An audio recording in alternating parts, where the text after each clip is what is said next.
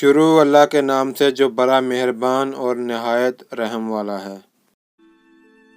انسان سب سے سستا محبت کے نام پر بکتا ہے اور سب سے مہنگی انسان کو محبت ہی پڑتی ہے۔ ایک دن تم پیچھے مڑ کر دیکھو گے جن چیزوں کے لیے تم فکر مند تھے وہ تو بہت چھوٹی تھی اور تم بڑا سمجھ رہے تھے۔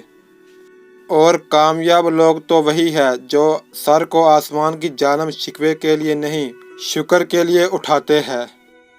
اسے ساتھی اور شوہر بن کر دکھاؤ کہ کل جب اپنی بیٹی کے اچھے نصیب کی دعا مانگو تو شرم نہ آئے۔ لوگ بھی عجیب ہوتے ہیں، ڈرامے میں ذیلی دکھ دیکھ کر رو پڑتے ہیں اور حقیقی زندگی میں دکھی شخص کو دیکھ کر ڈرامے نہ کرو کہتے ہوئے منہ موڑ لیتے ہیں۔ ان لوگوں کو تلاش کرو جو سوال نہیں کرتے، وہ ضرورت مند ہوتے ہیں۔ زندگی کی سختیوں کے درمیان ہر وہ لمحہ حسین ہے جس میں محبت کا جواب محبت سے ملے۔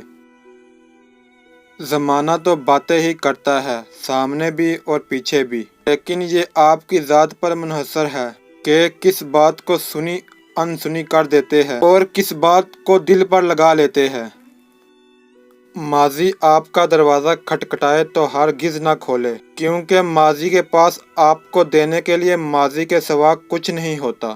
جو آج ہے اچھا ہے، بہتر ہے، الحمدللہ۔ رشتوں کی قدر کیجئے، ایک ایک کر کے سب نے چلے جانا ہے، پیچھے بس حسرتیں اور یادیں رہ جائے گی۔ جیتنے کا مزہ تب آتا ہے جب ساری دنیا تمہارے ہارنے کا انتظار کر رہی ہو اور تمہارا رب تمہیں کامیاب کر دے۔ یہ جو کہتے ہیں لڑکیاں پڑھ لکھ کر کیا کرے گی، وہ اپنی عورتوں کے آپریشن کے وقت لیڈی ڈاکٹر نہ ڈھونڈا کرے۔ ایک طرف نفرت ہے جو چند لمحوں میں محسوس کر لی جاتی ہے، ایک طرف محبت جس کا یقین دلانے میں صدیاں گزر جاتی ہے۔ تنخواہ اگر دگنی کر دی جائے پھر بھی کم ہوگی۔ برکت تب ہوگی جب ہر ملازم اپنی ڈیوٹی صحیح مہینوں میں سر انجام دے گا۔ والدین اور درخت دونوں بھورے ہو جاتے ہیں لیکن ان کی چھاؤں ہمیشہ گھنی رہتی ہے۔